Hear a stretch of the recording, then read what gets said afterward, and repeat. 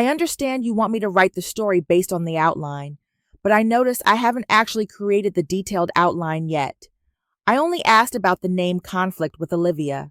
Since you want to proceed with the story, I'll use a different name, Sophia, instead of Olivia. Since Olivia was on the banned list, and write the complete 6,000-word story directly following the structure you've requested. Here's the complete story. I had spent 3 weeks planning the perfect 60th birthday celebration for my mother, booking her favorite restaurant, hiring a jazz quartet, and coordinating with relatives from across the country.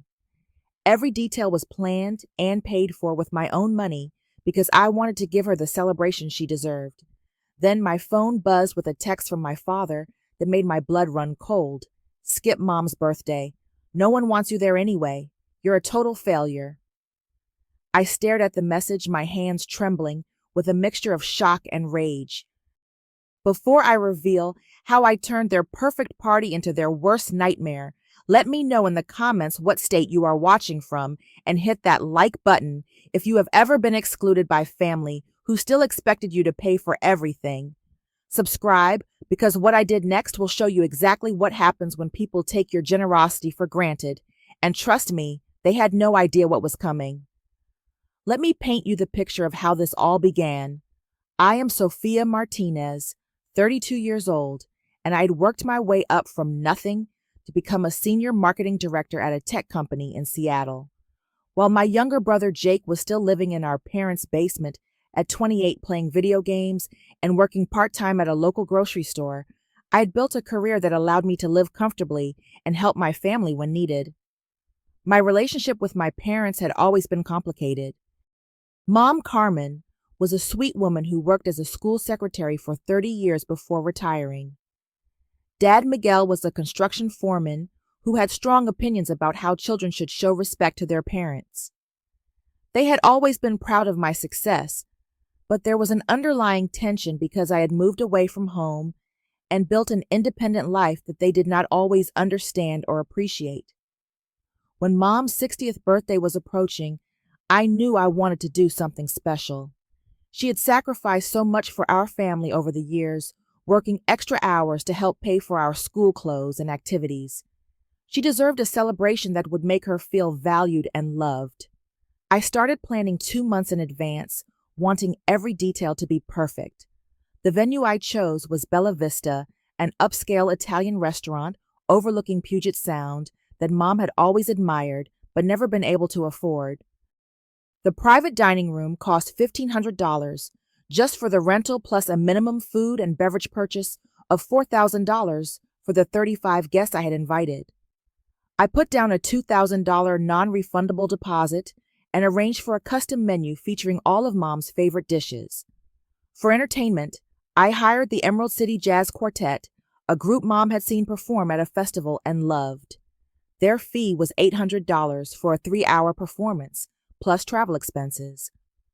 I also arranged for a professional photographer to capture the evening, costing another $600.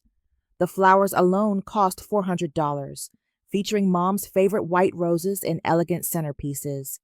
I had personally called every relative and family friend, coordinating schedules and ensuring that people Mom hadn't seen in years would be there to surprise her.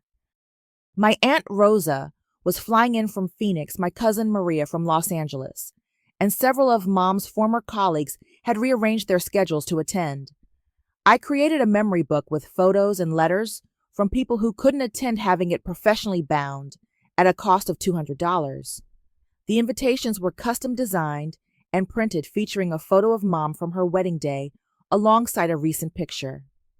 I spent hours writing personal notes to each guest, explaining how much their presence would mean to Mom and providing all the details they needed for the evening. The total cost of invitations, postage, and coordination calls reached $300. But the most meaningful part was the surprise video I had commissioned. I contacted Mom's siblings, childhood friends, and former students she had helped over the years, asking them to record short messages sharing their favorite memories of her. The videographer charged $1,000 to compile and edit these messages into a professional presentation that would be played during dinner. 2 weeks before the party, I had taken a vacation day to meet with the restaurant manager and confirm every detail. The menu was finalized, the seating chart approved, and the timeline coordinated with the musicians and photographer. I had also arranged for a luxury transportation service to pick up my parents and several elderly relatives, ensuring that everyone could enjoy the evening without worrying about driving. This service cost another $400. Everything was perfect. I had spent over $9,000 of my own money and countless hours of my time because I wanted to honor the woman who had given me life and supported my dreams even when she did not understand them. 3 days before the party, my phone rang while I was at work, reviewing the final guest count with Bella Vista's event coordinator. It was my father, and his voice carried a tone I had never heard before, cold and dismissive. "Sophia, we need to talk about this birthday party situation." "What about it, Dad? Everything is all set. Mom is going to be so surprised and happy." "Well, that is the problem. Your brother Jake thinks this whole thing is too fancy and makes him look bad because he cannot afford to contribute as much as you did." I felt a knot forming in my stomach. "Dad, I never asked Jake to contribute anything. I wanted to do this for Mom because I love her and I can afford to make it special." "You see, that is exactly the attitude that is causing problems. Jake feels like you are showing off and trying to make the rest of us look like failures. Your mother and I have been talking, and we think it would be better if you just skipped the party this year." The words hit me like a physical blow. Skip the party, Dad. I planned and paid for the entire thing. How can you ask me to skip my own mother's birthday celebration? Do not raise your voice at me, young lady. This family was getting along fine before you decided to play the big shot. Jake is right that you are always trying to prove how much better you are than the rest of us. This has nothing to do with being better than anyone. This is about celebrating Mom and showing her how much she means to all of us. Well, Jake does not see it that way, and frankly, neither do we anymore. You have become too big for your britches, thinking your money makes you more important than family harmony. The conversation continued for 20 minutes, with my father repeating variations of the same message I was showing, off making Jake feel inadequate, and disrupting family peace with my excessive gesture. When I tried to explain that the party was about Mom, not about competition with Jake, Dad accused me of being argumentative and disrespectful. That evening, I called my mother directly, hoping she would understand my intentions and help smooth things over with Dad and Jake. "Hi, Mom. I heard Dad is upset about the birthday party. Can we talk about this?" Mom's voice was hesitant, uncomfortable. "Oh, sweetheart, you know how your father gets when he thinks there is conflict in the family. Maybe it would be easier for everyone if we just had a small dinner at home instead." "Mom, do you want me at your birthday party or not?" There was a long pause. "Of course I want you there, but I do not want fighting either. Your brother is really upset, and your father thinks you are trying to make him look bad as a provider." "I am not trying to make anyone look bad. I just wanted to celebrate you in a way that shows how much you mean to me." "I know, honey, but maybe this is too much. Jake says people will think our family is fake spending money. We do not have to impress people." The betrayal was becoming clearer.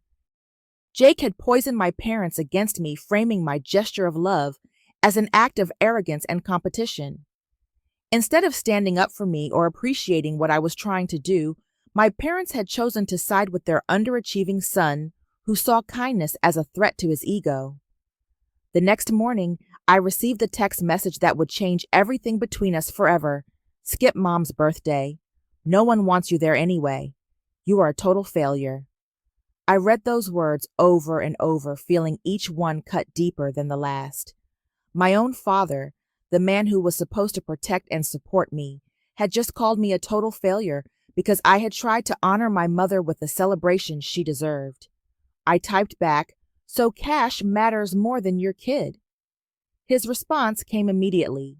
"You made this about money when you decided to show off. Do not blame us for your choices."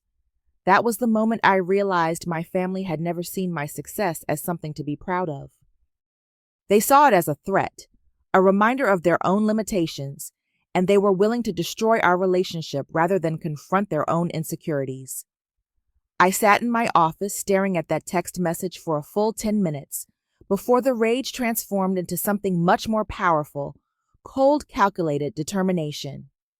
If they wanted to exclude me from my own mother's birthday party, then they could experience exactly what that party would look like without my involvement.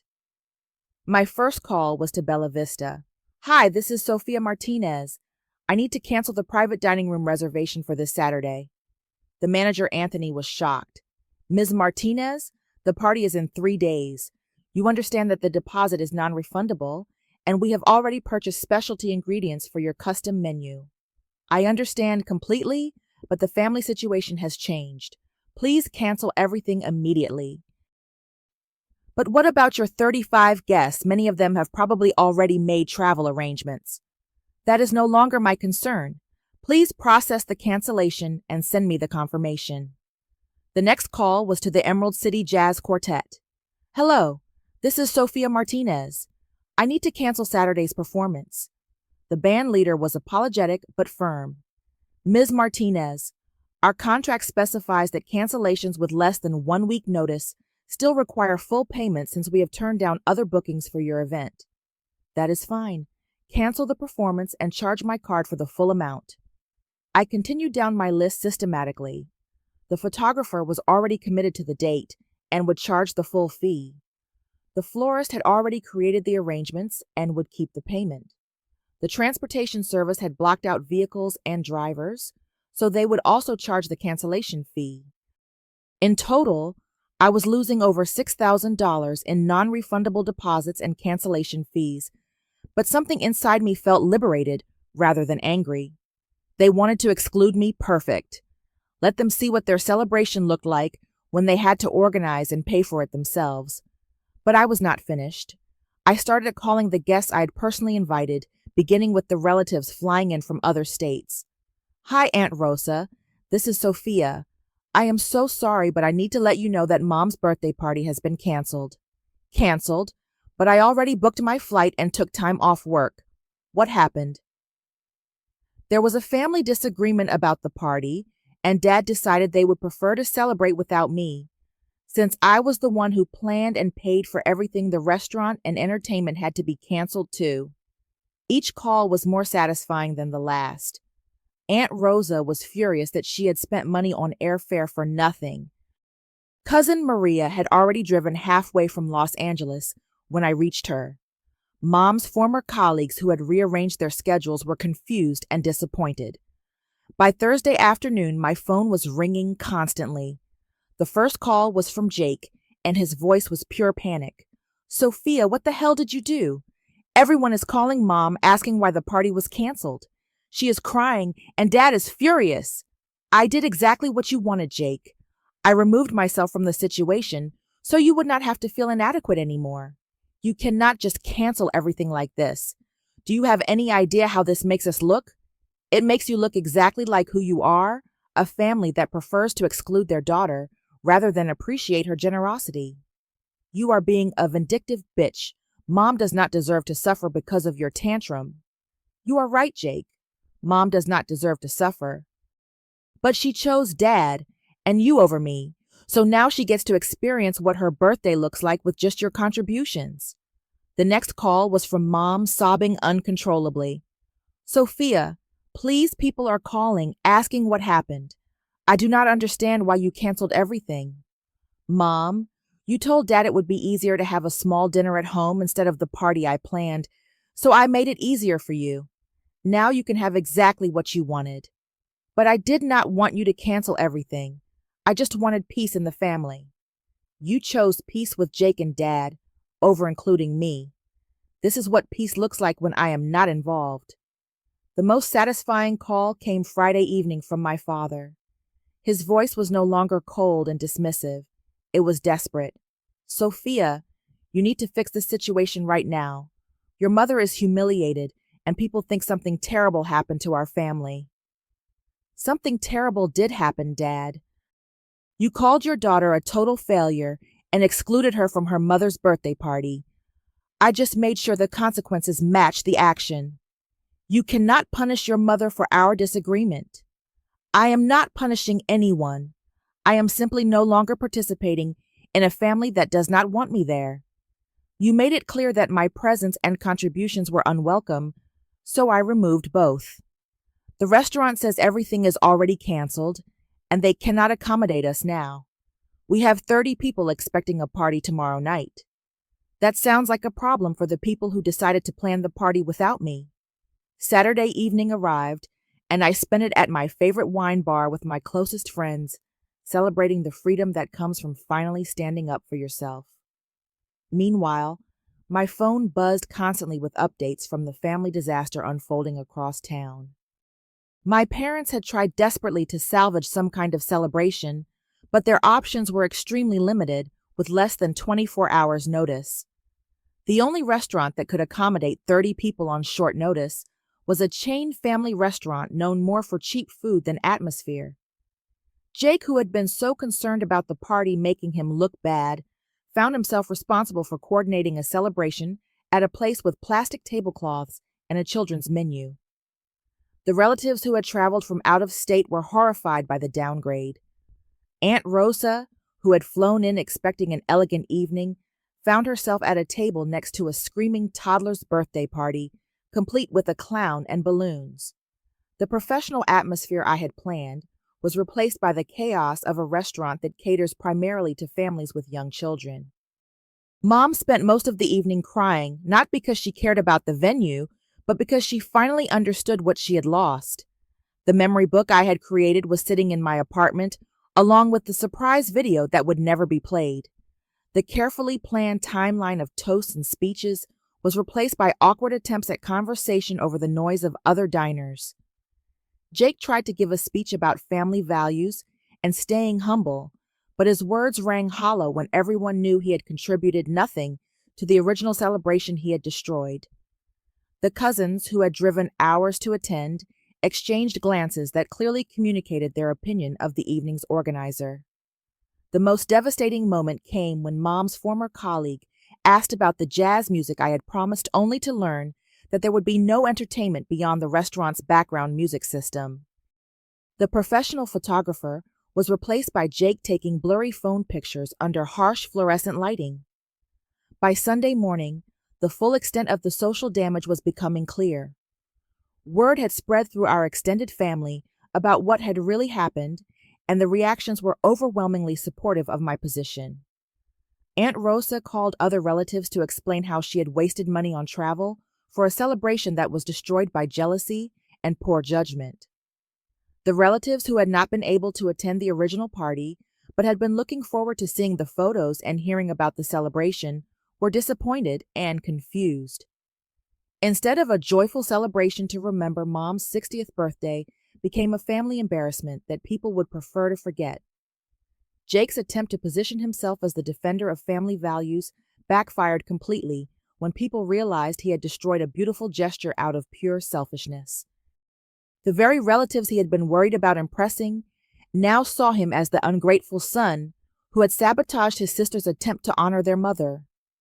My parents faced a social reckoning as friends and extended family members expressed their shock at how I had been treated.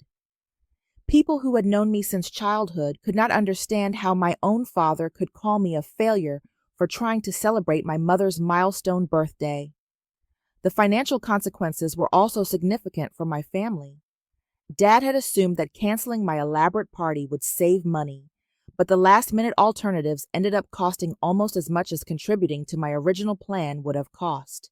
The cheap restaurant still required payment for 30 people plus tips and drinks. The relatives who had traveled still expected some kind of gift or gesture straining my parents' limited budget. 3 weeks after the disaster, I received a call from my mother. Her voice was different, smaller, somehow filled with regret rather than the defensive tone she had used before. "Sophia, I have been thinking about everything that happened, and I realize we made a terrible mistake. Your father and Jake were wrong to ask you to stay away, and I was wrong to go along with it. Mom, this was not just a mistake. This was a choice.